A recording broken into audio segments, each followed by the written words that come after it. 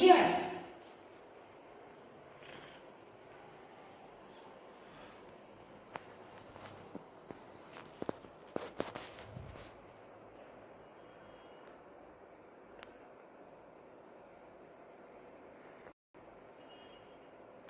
After 40 minutes, you can see that hydrogen has filled in this test tube up to this mark, and oxygen has not come because it is soluble in water, so it has mixed with the water.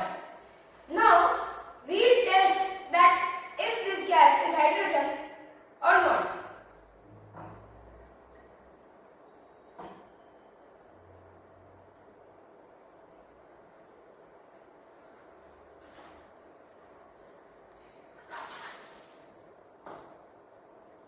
Yeah, you can see it was hydrogen. It burned with a pop sound. That means it is hydrogen. Why this process happens? This process happens because when electric current passes through acidulated water, water decomposes into hydrogen and oxygen. Migrate towards the anode, which is the positive terminal, and the hydrogen and get collected in this test tube, and the hydrogen atoms migrate towards the cathode, which is the negative terminal, as hydrogen ions are positively charged.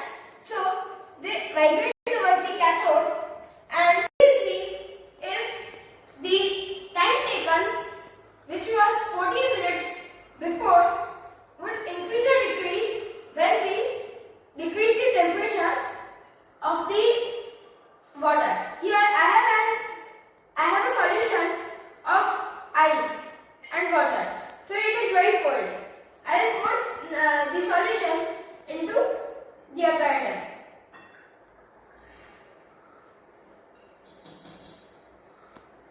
Now we will meet again and check what was the time taken again for the more than 15 minutes, and we can observe that very little hydrogen has been produced.